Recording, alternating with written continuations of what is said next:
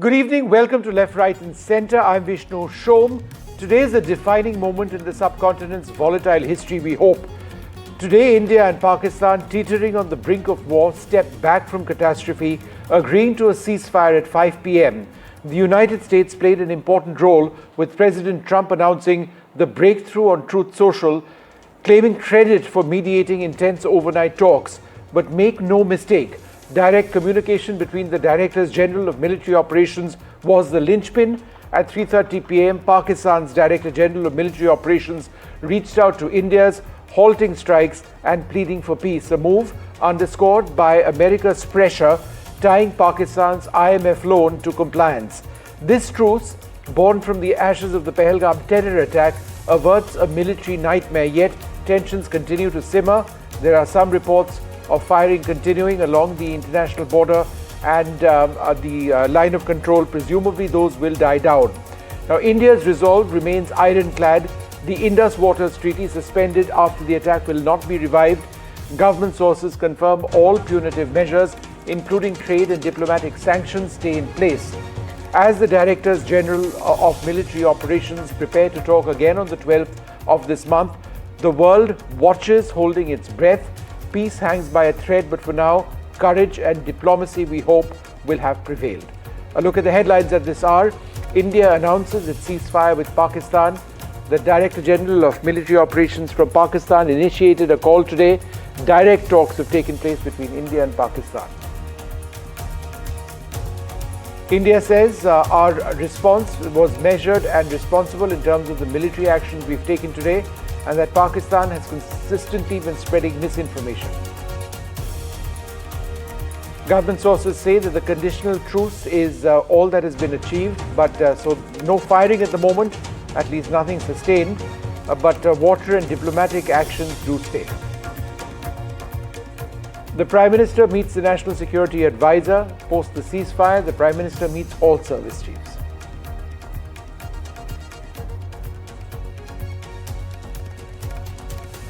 Well, joining us now, Air Vice Marshal Anil Khosla. Thank you very much, sir, for being with us. Firstly, sir, the broader theme over here, that quite unexpectedly, we have a ceasefire declaration between India and Pakistan. Did you expect this to happen so quickly? Yeah, Vishnu, thank you for calling me. Air Marshal, not Air Vice Marshal. Air Marshal. Yeah, Vice Chief is the post which I retired, so it generally gets mixed up and becomes Air Vice Marshal. Yeah, so actually speaking, you're asking me whether I was expecting. I'll tell you frankly, I was telling all my friends yesterday that I think yesterday evening would have been called off. The Pakistan had an escape window available. They had, to their countrymen, they had, Pakistan Army had enough this thing to show, okay, I've done something, I can stand against India. And with that moral this thing, he could have, there was a window still available. India was providing a window all the time. But I think they didn't take that window and decided to have one more boxing bout. And the last boxing bout, I think they realized that it is futile totally. And that's how it happened today. But I was expecting it yesterday. Air Marshal, the number of air bases of Pakistan that we hit, pretty much all of them, including Skardu today. There is visible damage on runways in some of the Pakistani bases.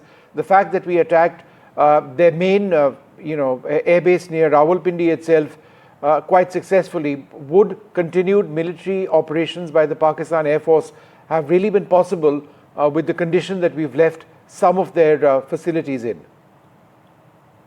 Yeah, so we caused a considerable damage as reported by various sources. But time will tell actually what is the damage, and the whole fog of war, when it clears up, things will come up. But, that's what will happen now. The media war will start, that I caused this much damage and we caused this much damage, these many casualties, these many aircraft down. But the bigger picture we should not lose sight of. What is the effect of this, whatever we have exchanged blows with each other? Has Pakistan learned a lesson? Will they change their policy of, pleading India by 1,000 cuts, supporting the terrorism? And the major thing is, what next if another attack happens? Like India has articulated very clearly in this ceasefire that any other further terror act will be treated as an act of war. So what next? Because we've been increasing the punitive action, the strategy of punitive strategy. So what next? Straight away, any the trigger happens straight away, war or what? So these are the issues we need to think about in a bigger picture. Militarily, I think let's reflect on what happened today. Intense explosions, Srinagar, Jammu, Rajouri, Aknur, further down, Pathankot certainly. And yet our defenses were resilient. Our surface-to-air missile units, our anti-air artillery. How significant were the defenses that we had in preventing anything substantive by way of damage? Yeah, so if you notice this time, so far the ground forces didn't have eyeball to eyeball sort of a contact and skirmishes, except for exchanging of fires across the LOC and IB, which was done very nicely by the army, destroying quite a few of the bunkers and other infrastructure near the LOC and IB. But most of the things were fought or punches were thrown at each other through the medium of air. In terms of long-range vectors, in terms of drone, whether for surveillance or with the armed. In the last bout, even the missiles were used, slightly higher weapons. So I think we were able, with our air defense did quite well. The integrated air defense, and not only kinetic, even non-kinetic anti-US systems, anti-drone systems. I think overall we did quite well. And the Indian air defense is growing as per the challenges which is facing, and I think if we continue, we are on the right path as far as strengthening and capability building of air defense is concerned. Air Marshal, as we speak, there are some worrying signs we're getting from Jammu and Kashmir. There have been ceasefire violations which have been reported, with the Jammu and Kashmir Chief Minister Omar Abdullah tweeting, what the hell just happened to the ceasefire? Explosions heard across Srinagar. So one would hope that these simmer down, that these die out. Perhaps the message hasn't gone through everywhere. Your initial reactions to the fact that there have been quite a few reports at this stage on ceasefire violations. Do you expect this to end? So, as you rightly pointed out, maybe the information has not gone down to the last man. Or maybe some trigger happy people are there who, in spite of this thing, are ignoring the on the pretext that we don't know as yet, or whatever it is, whatever the reason. In case it increases, then there is a problem. But if it dies down, it's good. And I'm sure that the hotlines are active now. And if it continues even at a smaller scale, the DGMOs and will talk and sort it out amongst themselves. The warfare that we saw, the air warfare, is unprecedented in the subcontinent. Drone warfare, like elsewhere in the world, is now one of the dominant themes. Could you reflect on how the nature of the air battle between India and Pakistan has fundamentally altered warfare per se, in the subcontinent? Yeah, so main difference is that, the initial attacks are by the long-range vectors and drones and rockets and either precision or otherwise, and long range also of different ranges, and idea is to overwhelm the enemy's air defense. And similarly, on the other side, the air defense side, it is becoming multiple umbrellas, integrated air defense is the word which is being coined by the strategists, which means is that you have sensors of various ranges and integrated with the weapons of various ranges, and these are all networked together, and you have some sort of artificial intelligence to give you some decision support metrics. So that is where air defense is heading, and not only subconventional, conventional, as well as hypersonic threats, as well as space threats. So air defense umbrella is really expanding in a big way.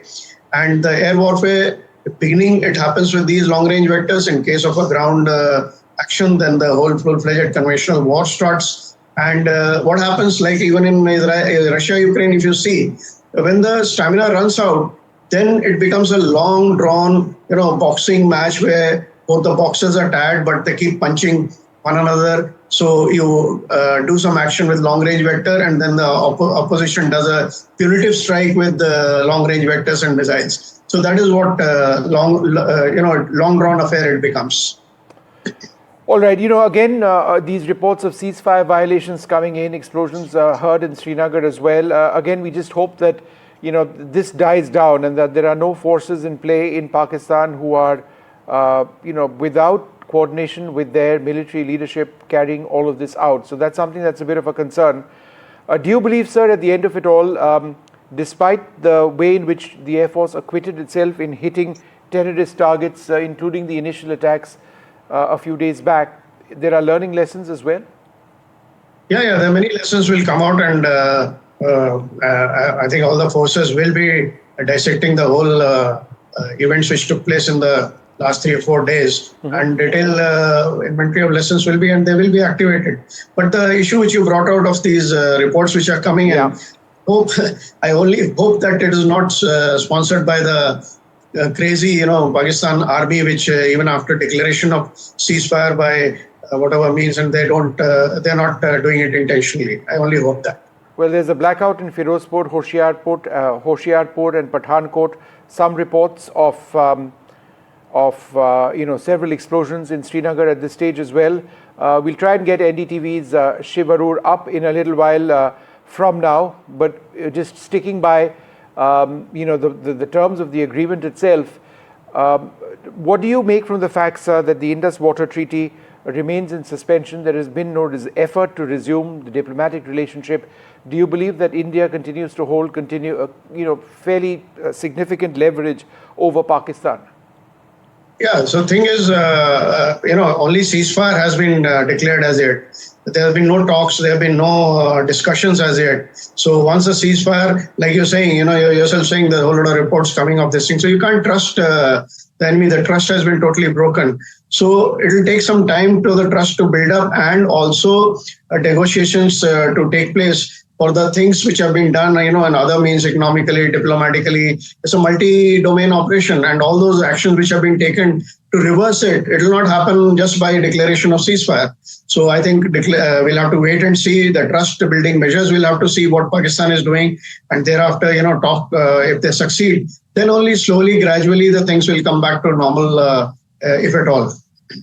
All right, sir. Lovely to speak to you. Thanks very much for being with us. I'm joined at this stage by Daniel Block, Senior Editor of Foreign Affairs and a contributing editor at the Washington Monthly, Kawal Sibal, former Foreign Secretary, General Subroto Saha, former member of the National Security Advisory Board, and General Raj Shukla as well. Thank you all very much for being with us.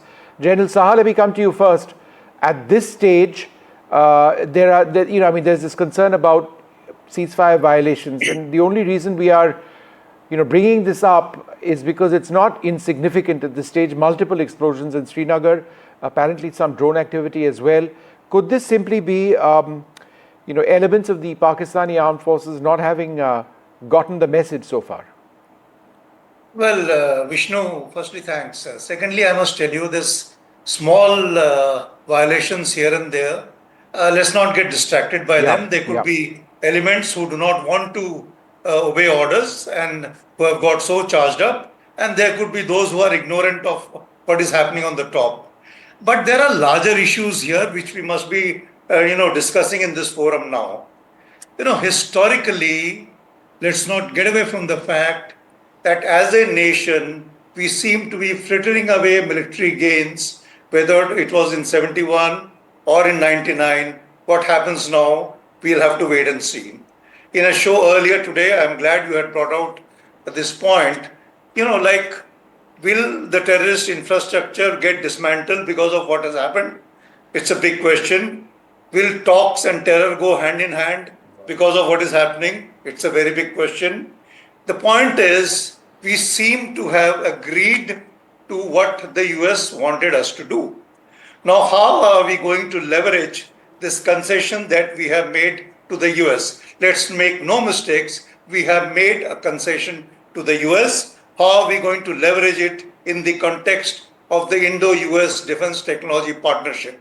Because we have to be better prepared for the next time. Let's not forget, if today we have made an announcement that any act of terror is going to be an act of war in the future, i.e. we have to have the ability to retaliate at a much quicker pace than what we have done this time around.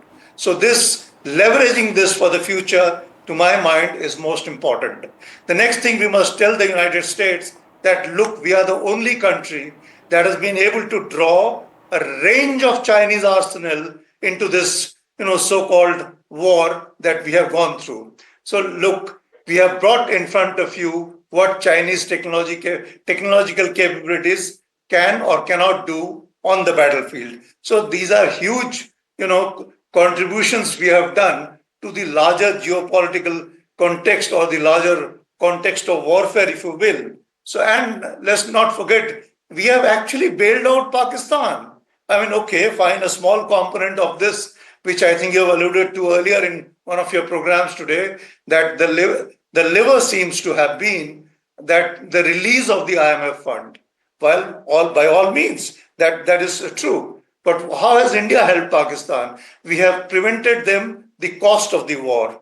We have helped them by saving the potential cost of hitting at their economic targets. I mean, the fact is, because of all this, Munir has been spoken to by the United States. When they spoke to their prime minister, he could do nothing. Now, Munir has been spoken to, he has taken the decision. We have elevated Munir's status within Pakistan and made him, larger than life. That radicalized, deranged chap has been given larger than life status because of India. So now the point is, we have helped Pakistan, we have, helped the US, given them this status of being able to mediate. How are we going to leverage it? I think these are issues that we need to consider and see how we want to now exploit them, now that, the situation on the border, sooner or later it will calm down. Having said that, past experience of ceasefire, when Pakistan has announced it himself, Musharraf had announced a unilateral ceasefire. For all of us who have served on the line of control, you have met me several times on the line of control. Yes. You know how fragile that ceasefire that Pakistan announces. On the line of control, the ceasefire that they agree or they announce has virtually, literally no meaning. So let's take it for whatever it is worth. Let's try and stabilize the situation for whatever it is worth. What impact it will have on the terrorist infrastructure, I have my serious doubts. But then, as I said, let's leverage the situation for what it can do to help us to deal with acts of terror in the future. Thank you. Jalsa, thanks very much. I'm joined by Shiv Arur in Srinagar. Shiv, these very disconcerting reports coming in of explosions in Srinagar now, ceasefire violations. In fact, we've got these images. It's happening now. Those are tracer bullets up in the skies. It's been a day when we've seen intense fighting, and then there has been so much hope, and yet explosions once again. Shiv, what's happening? Vishnu, for the last 20 minutes, there have been engagements in the airspace not very far from where we're reporting here in Srinagar. Omar Abdullah, the Chief Minister, has just put out a very, very surprised tweet. You can hear it right now on my cameras. You can hear the gunfire. This is all ground fire. You can hear it, Vishnu. I'm going to pause periodically so our viewers can hear it for themselves. Yes, please. Big one there. Second big one. Chief Minister. We can more. Hear it. Okay. Just pause for a second. Let us. The Chief Minister. Yeah.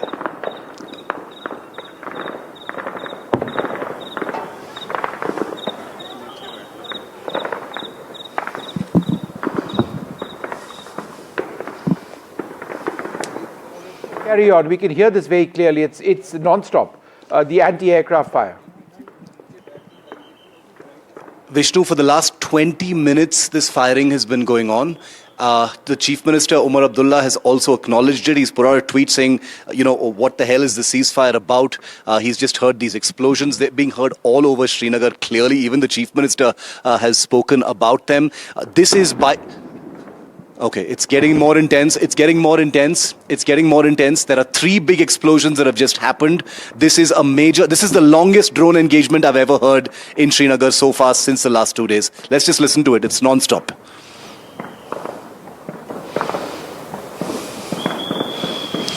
Tracer fire, more tracer fire.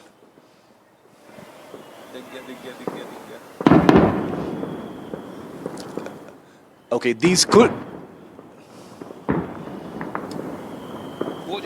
All right, we can hear the sounds right now. We'll have to be a bit careful with deferred visuals. Non-stop tracer fire. Right. So carry on with what you're saying. We will. The images on our screen Yeah. are deferred. We need to stick to deferred visuals. But we do take your point. You're in the middle of a scene right Yeah. now, a situation. But carry on with the point that you're mentioning. Yeah. Yes, we're going to be very careful about what we're describing right now, Vishnu. This is a live anti-drone engagement that is taking place. It's a very high-energy engagement, which seems to suggest that there are multiple drones. This is, remember, incredibly over 3 hours since that ceasefire was announced and came into effect. And you're seeing by far the biggest drone actions over the city of Srinagar. What this means for the ceasefire and beyond, I'm not even able to speculate right now because this is Srinagar literally under attack by drones. That's something that we can safely say right now. There is a blackout in the city. We haven't heard any sirens yet, but these seem to be tracer fire. Probably, some of the ground guns that we've been discussing before, the Zu-23s and the L-70s. The big, loud, dull thud that you heard was probably the L-70, and the rapid fire was probably the Zu-23 ground guns engaging these unmanned aircraft. What exactly these drones are, we don't know. More. See, it's continuing even now. Yeah, and that was a very big one which we heard. Shiv, hold on. We'll try and get a couple of reactions. Echoing all across the city. Yeah. Yeah, point taken. And Omar Abdullah has tweeted that to him, this is no ceasefire. The air defense units in the middle of Srinagar just opened up. All right, we'll come back to you in a moment. Daniel Block, that's a matter of huge concern. But assuming that this does die out, that perhaps some units haven't received word that there's a ceasefire in place. If we just keep that aside for just a moment, what was the role of America in getting India and Pakistan to talk peace? I think we're still trying to figure out exactly what role the United States played. The United States says it's played a rather large role, and the Pakistani officials have said that the United States did play a role. They thanked the United States for mediating. That said, there are many countries, obviously, that wanted the fighting to stop and that were in contact with both India and Pakistan about getting to some kind of ceasefire, which hopefully will last. Hopefully, as you're saying, we're not seeing violations here that will lead it to collapse before it even really takes effect. So I think that both governments came under substantial international pressure to put a stop to the fighting. That said, I imagine the United States played a large role. Historically, the United States plays a large role in stopping these types of conflicts, in getting the parties to a ceasefire, and helping them frame it so that they can both claim a kind of victory and then move on. And that's part of why the United States maintains relations with both Pakistan and India, so that it can serve as a kind of arbiter in these. Okay. Ambassador Civil, obviously no one wants war, we want peace. But I think the points made by General Shah made a lot of sense when he said that do we have any guarantee that the terrorist infrastructure in Pakistan has been destroyed? And the answer is no, there is no guarantee. So in as much as there is a ceasefire, hopefully, which comes into effect properly, what guarantee is there that Pakistan is going to behave itself? Well, not only there is no guarantee, I think Pakistan is not going to behave itself because there are structural difficulties in Pakistan. One is the Chief of Army Staff himself, the present Chief of Army Staff, who is extremely bigoted, very anti-Hindu, very Islamic in character. And that, of course, means that his animosity, emotional animosity towards India will always influence his thinking and his military approach to India. Beyond that, terror cannot be wiped out so easily because it's a product not only of Pakistani army nurturing these groups, but the society at large also supporting them. So entire cleanup of the society is needed, and that's not going to happen. You need a change of mindset in Pakistan, the society especially. And that's also not going to happen overnight or in the foreseeable future. The point is that if the idea of Pakistan is based on opposing the idea of secular India, then we have a problem. And this is not going to get resolved so easily. Now, what is important is that we have actually now created a new paradigm in terms of dealing with Pakistani abetted, supported, sponsored terrorism. We have now really gone ahead and, to my mind, remarkably hit the basis of these terror groups in Pakistan in 9 different locations. This is a very bold step we took, knowing that Pakistan is bound to react, as Pakistan was obliged to. And that also meant that progressively the situation was getting escalated. But right at the start, we have said we have no desire to escalate. We want to eliminate terror. We are not targeting the Pakistani military, so giving a chance to the Pakistani military establishment to hold back. But I don't think we thought seriously that this would be the case, because this was a great blow to the prestige of the Pakistan army, that India could, from their point of view, attack Pakistani territory. And so they were bound to react. And they were getting the worst end of the stick, and therefore they naturally appeal to the United States and others to step in and see if they can broker some kind of a ceasefire. And the United States is happy to do so, as they have done in the past at the time of Clinton and everything else. They want to keep Pakistan afloat. They still have use for Pakistan in the region. And one of the use of Pakistan is to maintain some kind of a strategic stability in the region. And I think Britain is very much part of this, because Pakistan is essentially a creation of the Anglo-American bloc. And its survival has a lot to do with the support they've been getting from this bloc over the years. And then the center has a certain view of Pakistan's role, which they are not going to give up that easily. So I'm afraid that we won the first round, but whether we can keep winning these rounds will depend a great deal on what happens to Pakistan internally. But my own feeling is that if Pakistan was really to change its entire thinking towards India, then Pakistan will begin to crack from within. And if the Pakistan military gets defeated, then the only glue that keeps the country united will begin to get unglued, and Pakistan could begin to break up. We've seen what's happening in Balochistan and in Khyber Pakhtunkhwa and even in Sindh. So there are deep internal fissures in Pakistan, which the Pakistani military, the Punjabi Pakistan military is preventing from happening. So let's see what happens. I'm not very hopeful.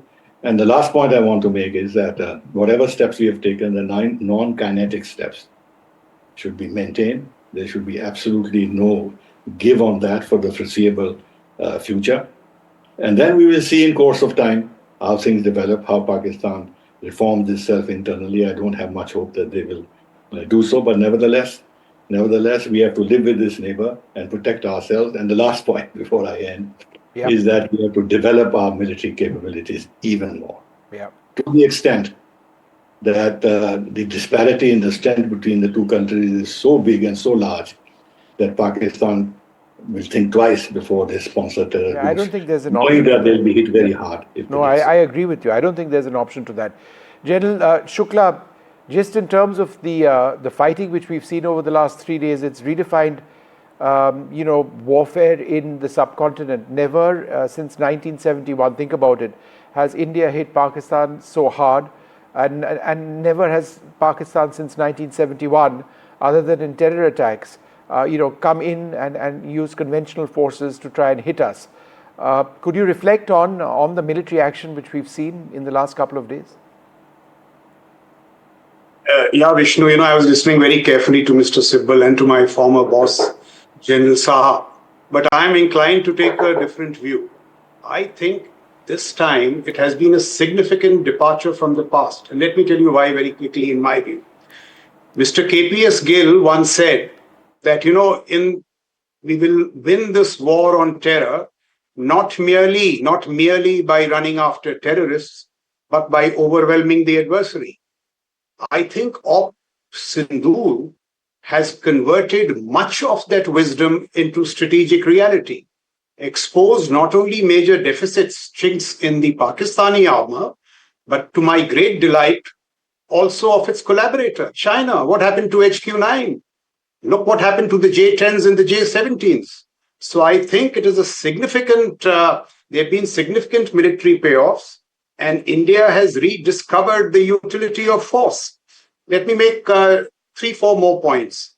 You see, I thought that the escalatory ladder was leveraged very astutely, almost brilliantly.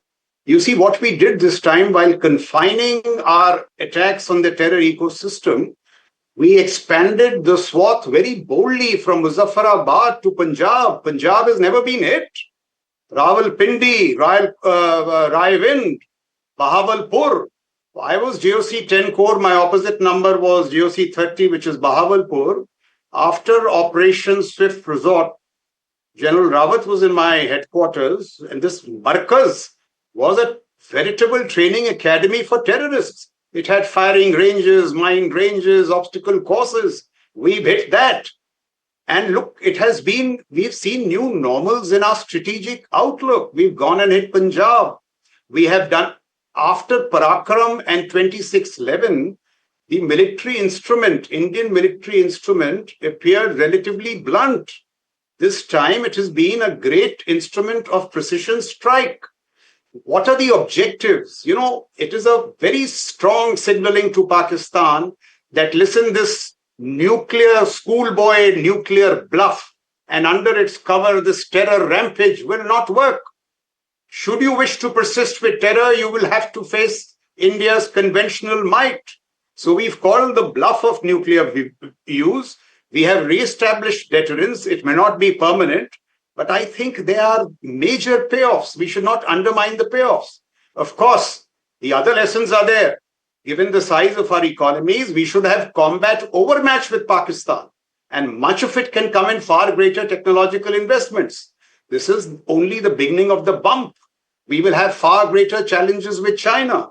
So as our foreign policy gets more muscular, our instrument of force must not only be nourished, but in the highest state of readiness. As General Saha was saying, next time, if there is a terror strike at 2:30, by 9 in the evening, an attack should go in. No, I take your point. I take your point. I that do India think needs it's a to react. significant departure from the past. Sure.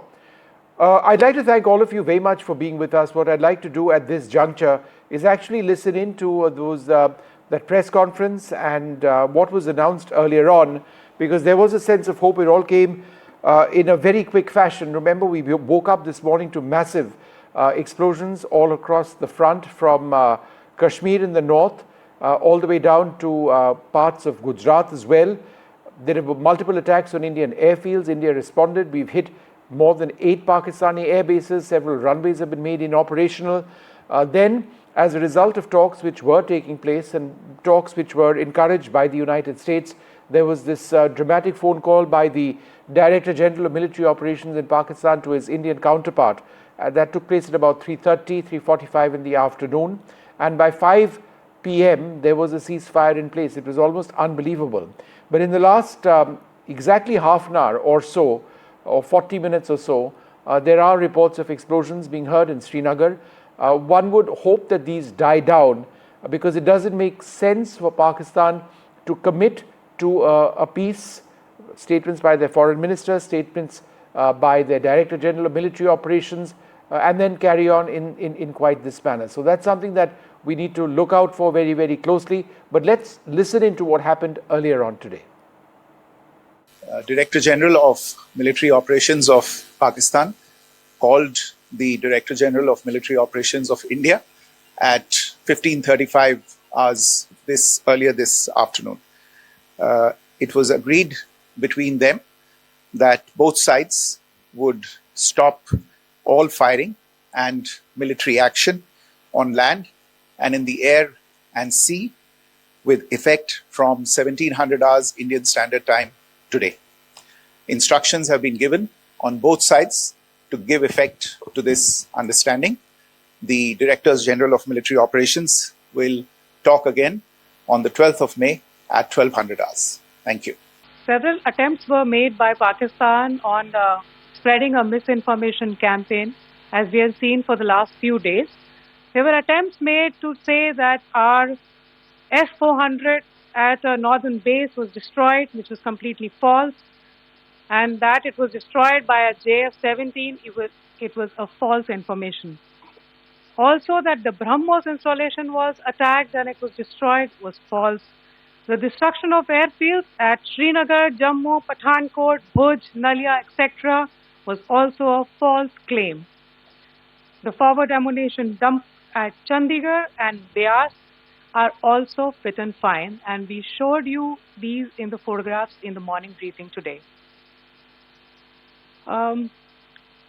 Also, there was a certain different way of miscampaign that Pakistan conducted by its press conferences, which was conducted in a manner which was completely misleading and devoid of facts. Pakistan has been spreading fabricated allegations that the Indian armed forces have targeted mosques. Let us make this very clear here, that India is a secular nation and the Indian armed forces are a reflection of our constitutional values. We hold every place of worship of all faiths in the highest regard. Our operations have been aimed exclusively at terrorist camps and facilities being used for anti-India activities. No religious sites, I repeat, no religious sites have been targeted by the Indian armed forces.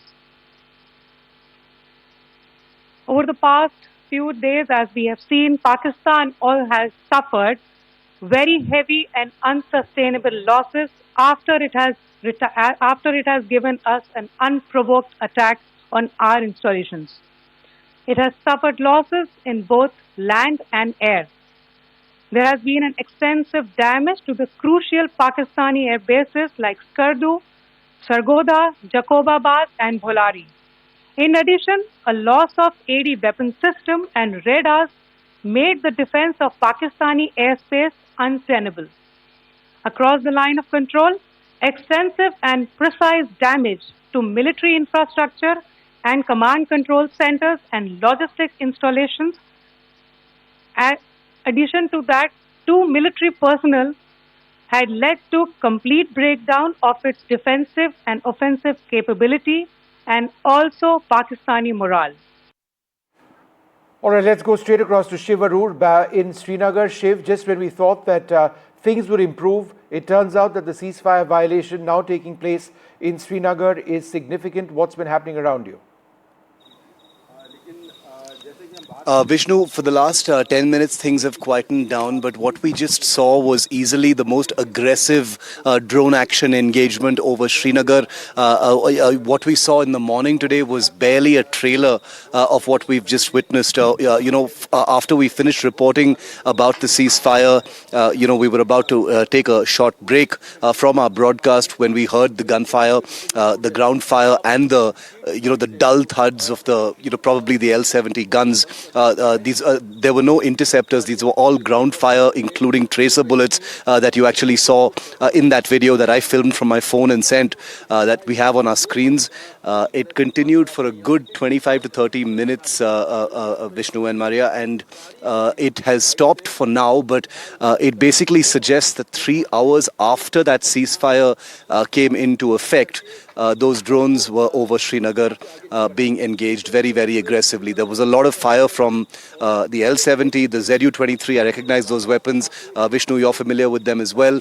There must have been some other kind of fire as well. But the road that I'm staying on, of course, we're not going to identify any locations, has been cordoned off. People have been asked to get off the streets. So it's not very late in the evening, but there's no traffic on the road. It's the police has herded everyone off the road and asked them to go inside. We are taking adequate precautions as well and staying out of the way. It's a very clear night. There's a very, very bright moon. So we visually spotted those incoming drones, little dots of light, the tracer bullets going up at them, and then the gunfire. So that's of course the firing protocol. The tracers go up first, and then there's additional fire from the ground so that the aimers have a sense of where exactly that drone is. They didn't seem to be flying very high. We could see them pop in the air, as they were destroyed. No idea, couldn't see from this distance at least what kind of drones those were, Vishnu and Maria, but it does look like Shiv, that you're saying ceasefire that they were is in question right now. Shiv, you're saying that they were intercepted. They were definitely intercepted. I counted at least 6 drones that we saw popping right in front of our eyes. We were able to capture some of those on our phones, but not all of it because it was happening very, very rapidly. I personally counted 6. There must have been more because these explosions were happening right in front of us, very, very near to where we were. But there were also explosions happening in the distance, and there was gunfire in the distance as well. So I'm assuming that these drones were spread over, a certain significant amount of area over Srinagar. It's a large city, and therefore there must have been drones targeting different sites in the city. It's a population center, so I'm just wondering what that ceasefire was really all about. If you've got drone action just 3 hours later, one cannot even make the argument saying the drones were already in the air when the ceasefire was agreed to. That's impossible because the distances we're talking about are very small. Even though drones are pretty slow flying, it's highly unlikely that something like that could have happened. So I think the sequence of events is going to have to become clear right now. This raises questions on, who's controlling the Pakistan army? You have the foreign minister of the country say that, okay, fine, we've agreed to a ceasefire. You've got the Director General of military operations call up RDGMO and say, okay, look, let's stop the firing. It was agreed on for 5 p.m. and then somebody, and then they go ahead and do this. And it's not just in Srinagar. There are some other parts of Jammu and Kashmir where they may also, along the LC, as I understand it, be ceasefire violations. But I don't know, is it true, as you were mentioning, that it's now for the last 10, 15 minutes, it's not been happening? No, it's all quiet now, but the blackout is still very much in force. And unusually, this is something I've seen for the first time here in Srinagar, Vishnu and Maria, is that all traffic has been taken off the road. There is no traffic. All the traffic lights are also off. The lights on the Shankaracharya hill that overlooks Srinagar, which are usually kept lit ceremonially, they've been turned off for the first time since I arrived in Srinagar 15 days ago, and very, very unusual. So obviously this confirms and establishes that this was the kind of major engagement that we were looking at. There have been reports of other ceasefire violations taking place on the LOC, but we don't want to speculate, obviously, too much on those because, there could be various reasons why they could be happening, but there have been reports of drone action in some areas, especially Kathua, Samba and Akhnur, which our reporters are getting us across the network. Srinagar definitely one of them. So, if Srinagar, the city itself, was, on that target list, it looks like they've waited till after a ceasefire. I'm a little perplexed about what to make of this, honestly, while I'm reporting this from the ground.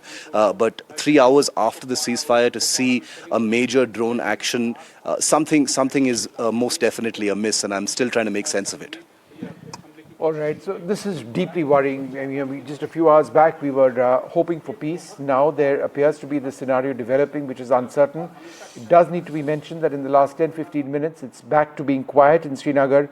Let us hope that there is some sense of sanity and there is that agreement which is adhered to. We'll have to see all night what takes place. For now, we'll take this short break.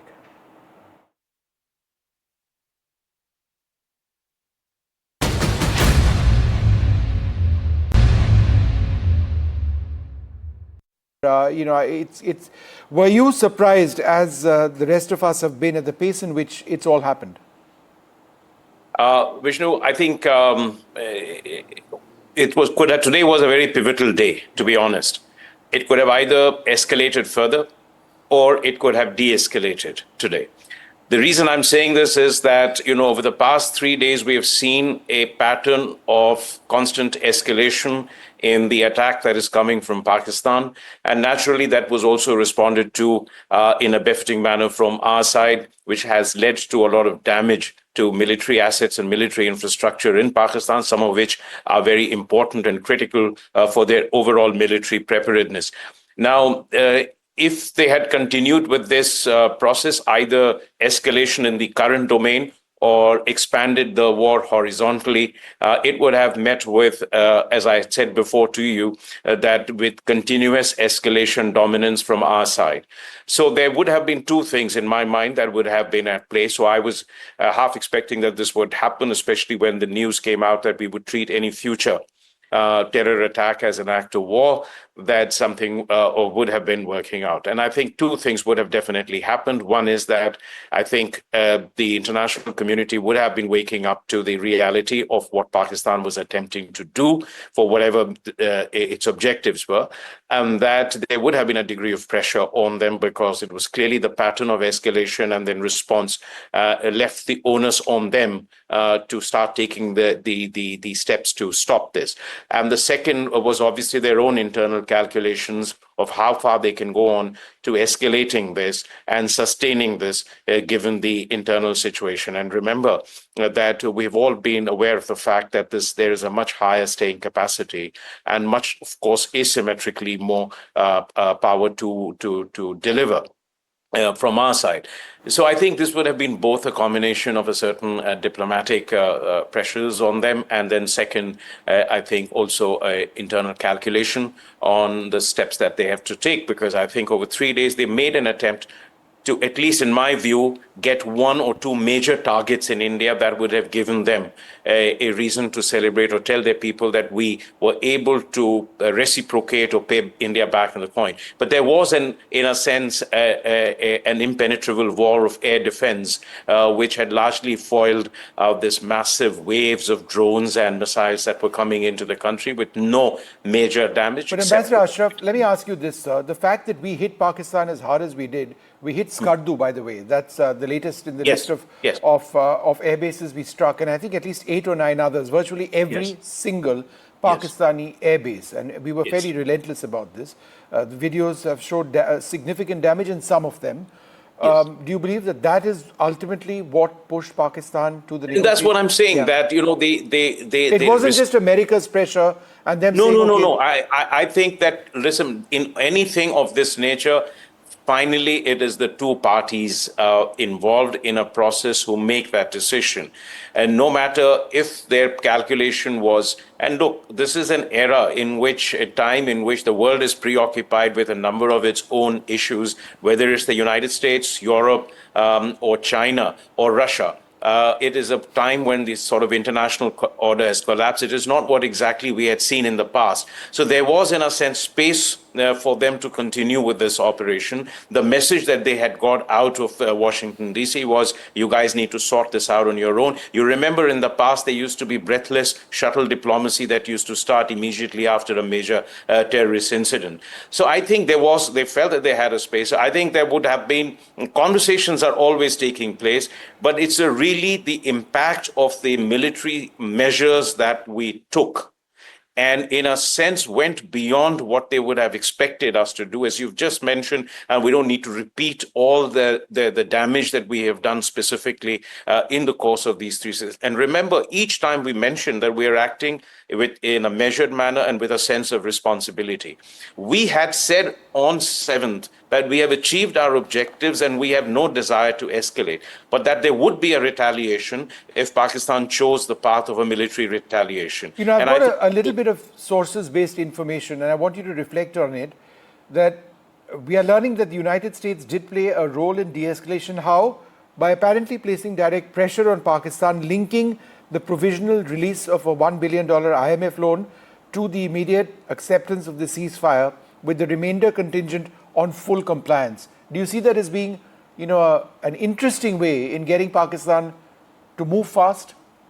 You know, it's something which we've thought of. I've mentioned this elsewhere, that, you know, I mean, for us to sit and speculate precisely the nature of conversation that the United States would have had with Pakistan is difficult. But I think the timing says something. I mean, it was rather unusual that in the middle of a major conflict in which you could see the culpability and complicity of Pakistan in that attack, that the IMF board not just one funding, but it was two facilities really, the EFF and the RSF facility, totally combined 2.4 billion. And that may have been the incentive-disincentive game that the United States may have played with Pakistan, a lever that they may have exercised on them. But I think that would have been one of the, as I said, there would have been one of the two measures. The other is the direct impact that our military action had on the assets and the infrastructure of Pakistan military. So that was the most prudent course of action that they could have thought of at this stage. Ambassador Ashraf, the suspension of the Indus Waters Treaty remains. India isn't sharing any hydrographical data with Pakistan on the three northern rivers.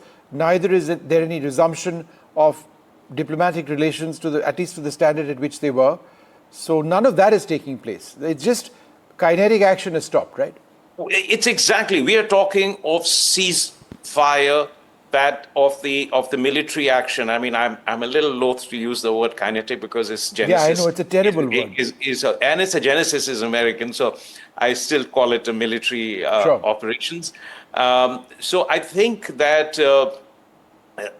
that is the only thing that has been addressed, because we took those steps, remember, in response to a terror attack of the most dastardly and brutal kind, which was followed by some of the most insensitive remarks that came out of Pakistan, including that it was a false flag operation. I mean, that just shows the level of obfuscation and denial that exists over there. That hasn't changed. Remember, you've not yet taken any steps on ending terrorism against India, or dismantling the infrastructure, or taking steps to rein in all the parties that are involved, cutting off financing, recruitment, motivational, mobilization. All of that still exists. So what we have achieved today, is a ceasefire under a dual pressure, as we've just discussed. But we will then have to decide on the next course of action. Now, the next course of action will obviously be a conversation on what steps that are to be taken by Pakistan with regard to cross-border terrorism. Anything that leads to quote-unquote normalization of the relations is a long way off. Yeah. And it would require us to have a level of trust that this is not going to happen again. Because we've been through this yo-yo many times before, that we have a major terrorist incident that is followed by mobilization or a step of diplomatic and commercial steps that we take, measures that we take. And then, in a sense, when pressure eases off, then there is some set of return to normalcy without addressing this fundamental problem of terrorism. And so I think this is going to be, this time, I think we have made it very clear. We've changed the playbook, as I've said, that we have changed the pattern of response and seized control of the levers of post-attack developments, in a sense, driving the process. And so I think we will continue to do that to achieve a longer-term objective.